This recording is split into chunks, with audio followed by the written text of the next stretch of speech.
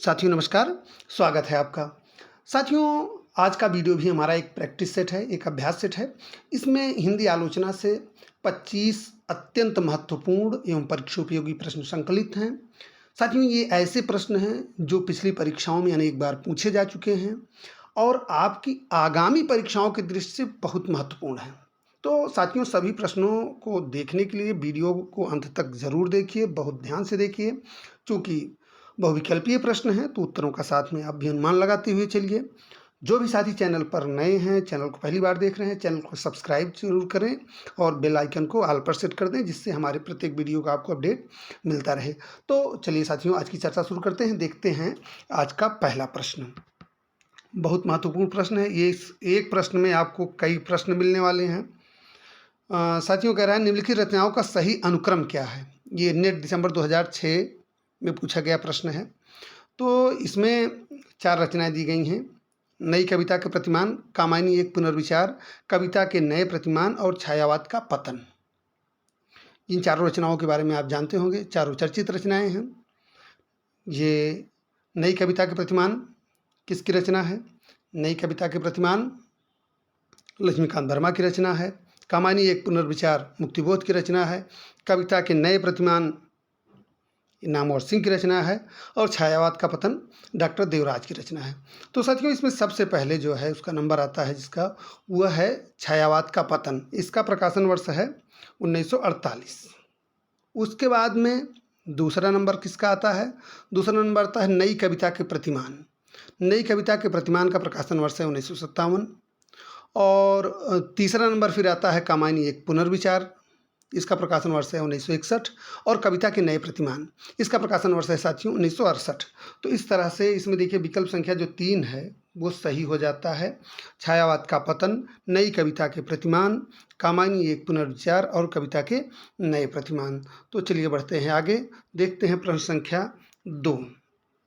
बहुत महत्वपूर्ण प्रश्न, अनेक बार परीक्षाओं में पूछा गया प्रश्न है। प्रयोगवाद को बैठे ठाले का धंधा किसने कहा? प्रयोगवाद को बैठे ठाले का धंधा किस आलोचक ने कहा था? तो इसमें सही उत्तर है साथियों विकल्प संख्या 1 नंद दुलारे वाजपेयी। नंद दुलारे वाजपेयी ने प्रयोगवाद को बैठे ठाले का धंधा कहा था। ठीक है, चलिए बढ़ते हैं आगे, देखते हैं प्रश्न संख्या 3। हिंदी नई चाल में ढली सन 1873 में। बहुत ध्यान से प्रश्न को देखिए, बार बार मैं आग्रह करता हूं आपसे प्रश्नों को ध्यान से पढ़िए। प्रश्नों को ध्यान से पढ़ेंगे तो आधा समाधान आपका हो जाएगा। हिंदी नई चाल में ढली सन 1873 में, यह किसका कथन है? साथियों इसका सही उत्तर क्या है? 4 विकल्प इसमें देखिए, रामविलास शर्मा, रामचंद्र शुक्ल, किशोरीदास वाजपेयी और भारतेंदु हरिश्चंद्र। तो आप भी साथ में अनुमान लगाते हुए चलिए, सही उत्तरों का अनुमान आप साथ लगाते चलिए। सही उत्तर इसमें है साथियों विकल्प संख्या 4 भारतेंदु हरिश्चंद्र।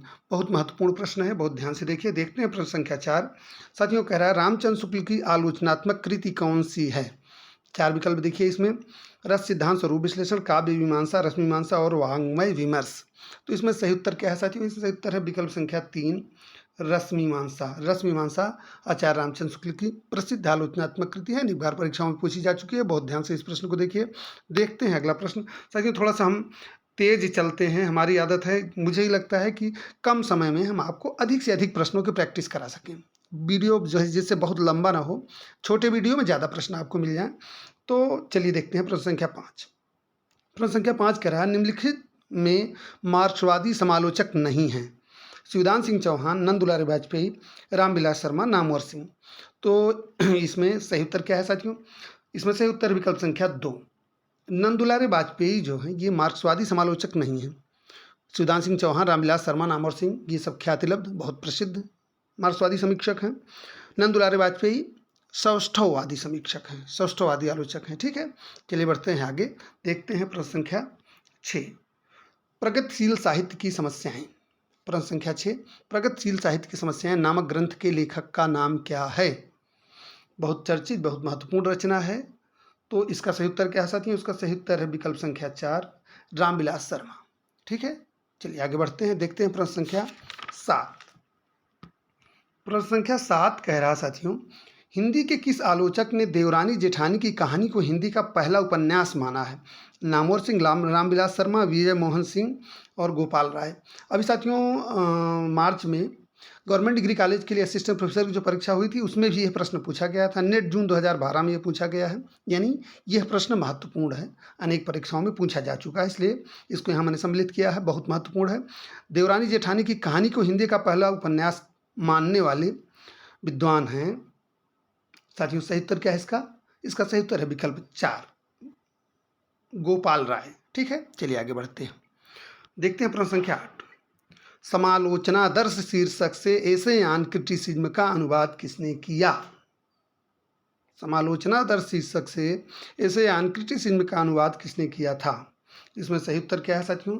इसमें सही उत्तर है, अनुमान लगाइए, विकल्प सी, जगन्नाथ दास रत्नाकर। मैंने इसलिए कहा अनुमान लगाइए चूँकि इसको आप कक्षाओं में, हमारे वीडियोज़ में आपने इसको देखा है और ये सब उसमें सब में जो भी प्रश्न आपको अभी मिल रहे हैं ये सब उसमें आ चुके हैं। तो इसमें मुझे लगता है कि अगर आप वीडियोज़ को देखें ध्यान से तो इसका सही उत्तरों का अनुमान आप आसानी से लगा सकेंगे। साथियों प्रश्न संख्या 9 देखते हैं। प्रश्न संख्या 9 कह रहा है, आलोचना का विषय कवि नहीं कविता है, ये किसका कथन है? Dryden, T.S.. इलियट, क्रोंचे, लॉन्जेनस। आलोचना का विषय कवि नहीं कविता है, तो इसका सही उत्तर है साथियों विकल्प संख्या 2, टी.एस. इलियट। देखते हैं प्रश्न संख्या 10। प्रश्न संख्या 10 की ओर बढ़ते हैं। कौन सी आलोचनात्मक कृति विजय देव नारायण शाही की है? कौन सी आलोचनात्मक कृति विजय देव नारायण शाही की है? जायसी, सूरदास, साहित्यालोचन, रश्मिमांसा। तो साथियों यहाँ मैं बताना चाहूँगा कि यह प्रश्न नेट दिसंबर 2012 का है। यद्यपि यह नेट दिसंबर 2012 का है, लेकिन जीआईसी प्रवक्ता 2017 में भी यह प्रश्न पूछा जा चुका है, तो निश्चित रूप से महत्वपूर्ण हो जाता है। इसका सही उत्तर क्या है? इसका सही उत्तर है साथियों विकल्प संख्या 1, जायसी। ठीक है, चलिए आगे बढ़ते हैं। देखते हैं प्रश्न संख्या 11। आलोचक के मुख से किस आलोचक के व्याख्यानों का संकलन है? नंदलाल वाजपेयी, रामस्वरूप चतुर्वेदी, नामवर सिंह और प्रभाकर मिश्र। तो इसमें सही उत्तर क्या है साथियों? इससे उत्तर विकल्प संख्या 3, यह आलोचक के मुख से नामवर सिंह के व्याख्यानों का संकलन है। ठीक है, चलिए बढ़ते हैं आगे। देखते हैं प्रश्न संख्या 12। प्रश्न संख्या 12 कह रहा है, देखिए मार्क्सवाद सिखाता है हर चीज पर डाउट करो, यह कथन किस आलोचक का है? रामविलास शर्मा, हजारी प्रसाद द्विवेदी, रामचंद्र शुक्ल, शिवदान सिंह चौहान। तो यहाँ सही उत्तर है इसका साथियों विकल्प संख्या 1, रामविलास शर्मा। ये रामविलास शर्मा का कथन है, देखिए मार्क्सवाद सिखाता है हर चीज पर डाउट करो। ठीक है, चलिए आगे बढ़ते हैं। देखते हैं प्रश्न संख्या 13। प्रश्न संख्या 13 कह रहा है, प्राचीन भारत के भाषा परिवार और हिंदी किस आलोचक का ग्रंथ है? प्राचीन भारत के भाषा परिवार और हिंदी किस आलोचक का ग्रंथ है? रामविलास शर्मा, धीरेन्द्र वर्मा, रामकुमार वर्मा, शिव कुमार मिश्र। इसमें सही उत्तर है विकल्प संख्या 1, रामविलास शर्मा का ये ग्रंथ है। चलिए आगे बढ़ते हैं। देखते हैं प्रश्न संख्या 14।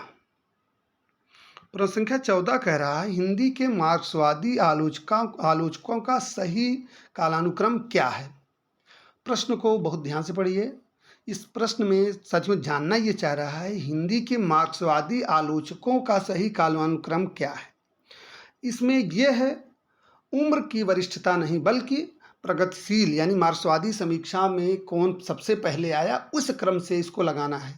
अगर आप उम्र के हिसाब से देखेंगे तो यहाँ सबसे वरिष्ठ हो जाते हैं रामविलास शर्मा, लेकिन चूंकि मार्क्सवादी आलोचना के प्रणेता शिवदान सिंह चौहान माने जाते हैं, प्रथम मार्क्सवादी आलोचना, हिंदी में मार्क्सवादी आलोचना के जो प्रणेता हैं वो शिवदान सिंह चौहान माने जाते हैं। उसके बाद फिर रामविलास शर्मा आते हैं, उसके बाद अमृत राय हैं, फिर नामवर सिंह है। इस तरह से क्रम है। इसलिए यहाँ जो है मार्क्सवादी समीक्षा में आने का, यानी मार्क्सवादी समीक्षा का जो क्रम है उसके हिसाब से क्रम लगाना है। तो इस हिसाब से साथियों सबसे पहले आते हैं शिवदान सिंह, फिर रामविलास शर्मा, फिर अमृत राय और नामवर सिंह। तो इस तरह से आपका सही उत्तर होता है विकल्प संख्या 4। ठीक है, चलिए आगे बढ़ते हैं। देखते हैं प्रश्न संख्या 15। इनमें से किस आलोचक ने साधारणीकरण की व्याख्या की है? डॉक्टर नगेंद्र, नंदलाल वाजपेयी, हजारी प्रसाद द्विवेदी, नामवर सिंह। तो इसमें सही उत्तर साथियों विकल्प संख्या 1, डॉक्टर नगेंद्र। ठीक है, चलिए आगे बढ़ते हैं। देखते हैं प्रश्न संख्या 16। हिंदी का प्रथम लोकवादी आचार्य किसे कहा जाता है? हिंदी का प्रथम लोकवादी आचार्य किसे माना जाता है? रामचंद्र शुक्ल, बालकृष्ण भट्ट, महावीर प्रसाद द्विवेदी और भारतेंदु हरिश्चंद्र। तो इसमें सही उत्तर साथियों विकल्प संख्या 1, रामचंद्र शुक्ल। ठीक है, चलिए बढ़ते हैं आगे। देखते हैं प्रश्न संख्या 17। प्रश्न संख्या 17 जो है इसमें देखिए 4 कथन दिए गए हैं, उसमें जो असंगत का चयन करें, यानी 3 सही हैं और 1 गलत। तो जो गलत है उसका आपको चयन करना है। कह रहा है कि तुलनात्मक आलोचना के जनक पद्म सिंह शर्मा हैं। तुलनात्मक आलोचना के जनक पद्म सिंह शर्मा हैं, ये कथन सही है। हिंदी में अध्यापक की आलोचना का सूत्रपात श्याम सुंदर दास ने किया, ये भी सही है। शांतिप्रिय द्विवेदी मार्क्सवादी समीक्षक हैं, ये गलत है। हिंदी का प्रथम शोध पीताम्बर दत्त बड़थाल ने हिंदी काव्य में निर्गुण संप्रदाय नाम से किया, यह भी सही है। तो इसमें असंगत कौन है? असंगत विकल्प है विकल्प संख्या 3। शांतिप्रिय द्विवेदी मार्क्सवादी समीक्षक नहीं हैं, शांतिप्रिय द्विवेदी सौंदर्यवादी समीक्षक हैं। ठीक है, चलिए देखते हैं प्रश्न संख्या 18। प्रश्न संख्या 18 कह रहा है समालोचना का सूत्रपात हिंदी में एक प्रकार से भट्ट जी और चौधरी साहब ने ही किया, यह किसका कथन है? रामचंद्र शुक्ल, हजारी प्रसाद द्विवेदी, रामस्वरूप चतुर्वेदी, बच्चन सिंह। तो इसमें सही उत्तर है साथियों विकल्प संख्या 1 रामचंद्र शुक्ल, ये शुक्ल जी का कथन है। चलिए देखते हैं प्रश्न संख्या 19, तेजी से आगे बढ़ते हैं। इसमें कह रहा है असंगत युग्म का चयन करें, यानी 3 युग्म सही है, 1 युग्म जो है वो असंगत है, उसका चयन आपको करना है। प्रेमचंद एक विवेचन, प्रेमचंद एक विवेचन, अमृत राय, प्रेमचंद और उनका युग रामविलास शर्मा, प्रेमचंद की कहानियों का काल क्रमानुसार अध्ययन कमल किशोर गोयन का, कहानीकार प्रेमचंद, रचना दृष्टि और रचना शिल्प शिव कुमार मिश्र। तो इसमें सही उत्तर है साथियों विकल्प संख्या 1। सही उत्तर क्या है? विकल्प संख्या 1। बाकी 3 जो हैं वो सही सुमेलित हैं। प्रेमचंद एक विवेचन ये अमृत राय की पुस्तक न होकर ये डॉक्टर इंद्रनाथ मदान की पुस्तक है। किसकी है? डॉक्टर इंद्रनाथ मदान की। चलिए आगे बढ़ते हैं, देखते हैं प्रश्न संख्या 20। प्रश्न संख्या 20 कह रहा है दोआब नामक आलोचनात्मक कृति के लेखक हैं।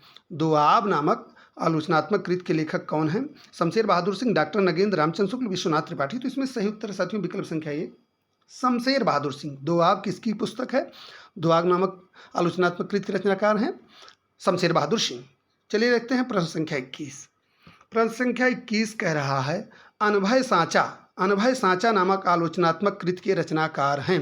अनभय सांचा नामक आलोचनात्मक कृति के रचनाकार हैं अमृत राय, राजेंद्र यादव, मैनेजर पांडे और सुधीश पचौरी। तो इसका सही उत्तर है साथियों विकल्प संख्या 3 मैनेजर पांडे। यह चर्चित रचना है, महत्वपूर्ण है, इसलिए इसको मैंने यहाँ सम्मिलित किया है, इस प्रश्न को यहाँ लिया है। अनभय सांचा के रचनाकार कौन है? मैनेजर पांडे हैं। ठीक है, चलिए देखते हैं प्रश्न संख्या 22। प्रश्न संख्या 22 कह रहा है निम्नलिखित में राजेंद्र यादव द्वारा लिखित पुस्तक है। निम्नलिखित में राजेंद्र यादव द्वारा लिखित पुस्तक है आदमी की निगाह में औरत, नारी देह विमर्श, औरत होने की सजा, स्त्रियां पर्दे से प्रजातंत्र तक। तो इसमें सही उत्तर क्या है साथियों? इसमें सही उत्तर है विकल्प संख्या 1 आदमी की निगाह में औरत। यह राजेंद्र यादव जी की रचना है। नारी देह विमर्श, नारी देह विमर्श साथियों ये सुधीश पचौरी की रचना है। उसके बाद में औरत होने की सजा ये अरविंद जैन की रचना है। स्त्रियां पर्दे से प्रजातंत्र तक यह दुष्यंत की समीक्षात्मक कृति है। ठीक है, चलिए आगे बढ़ते हैं, देखते हैं प्रश्न संख्या 23। 23 में भी कह रहा है असंगत युग्म का चयन करें। इसमें दलित विमर्श केंद्रित जो आलोचनात्मक पुस्तकें और उनके लेखकों की बात हो रही है। इसमें आपको 3 संगत हैं, 1 असंगत है, यानी 1 जो है सुमेलित नहीं है। तो प्रश्न संख्या 23 ध्यान से देखिए। प्रेमचंद की नीली आंखें डॉक्टर धर्मवीर, दलित विमर्श की भूमिका कमल भारती, जात एक विमर्श जयप्रकाश करदम और अंतहीन भेड़ियाँ ओम प्रकाश वाल्मीकि। तो साथियों यहाँ पहला, दूसरा, तीसरा ये तीनों सुमेलित है। चौथा विकल्प जो है ये सुमेलित नहीं है। ये अंतहीन भेड़ियाँ जो ये समीक्षात्मक कृति है ये माता प्रसाद की है, ओम प्रकाश वाल्मीकि की नहीं है। ठीक है, चलिए देखते हैं अगला प्रश्न, आगे बढ़ते हैं। प्रश्न संख्या 24। प्रश्न संख्या 24 कह रहा है अज्ञेय और असाध्य वीणा नामक आलोचनात्मक कृति के लेखक हैं। अज्ञेय और असाध्य वीणा नामक आलोचनात्मक कृति के लेखक हैं लक्ष्मीकांत वर्मा, धर्मवीर भारती, निर्मल वर्मा, रमेश चंद्र शाह। साथियों इसको हमारे वीडियोज़ में आपने देखा है, आप इसके सही उत्तर का अनुमान लगाइए। हम आपको 2-3 सेकंड का समय देते हैं। अज्ञेय और असाध्य वीणा नामक आलोचनात्मक कृत के लेखक कौन हैं? तो इसमें सही उत्तर है साथियों विकल्प संख्या 4, डॉक्टर रमेश चंद्र शाह। यह रमेश चंद्र शाह की पुस्तक है। चलिए देखते हैं आज का अंतिम प्रश्न। साथियों आज का अंतिम प्रश्न है, नई कविता में मुक्तिबोध की स्थिति वही है जो छायावाद में निराला की थी। यह कथन देखिए ध्यान से, नई कविता में मुक्तिबोध की स्थिति वही है जो छायावाद में निराला की थी। तो इसका सही उत्तर क्या है? रामविलास शर्मा, विजय देवनारायण शाही, डॉक्टर नामवर सिंह और डॉक्टर नगेन, 4 विकल्प दिए हैं। तो इसमें सही उत्तर है साथियों विकल्प संख्या 3, डॉक्टर नामवर सिंह। यह डॉक्टर नामवर सिंह का कथन है।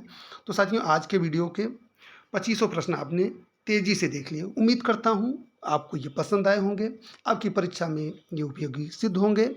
साथियों पुनः एक बार निवेदन, यदि आप चैनल पर नए हैं, चैनल को अभी तक आपने सब्सक्राइब नहीं किया तो चैनल को सब्सक्राइब जरूर करें, बेल आइकन दबाएं जिससे आपको मेरे हर वीडियो का नोटिफिकेशन मिलता रहे। हम आपकी परीक्षा के पहले आपका पूरा पाठ्यक्रम और आपको पर्याप्त संख्या में प्रैक्टिस देने के लिए प्रतिबद्ध हैं और वो देकर रहेंगे।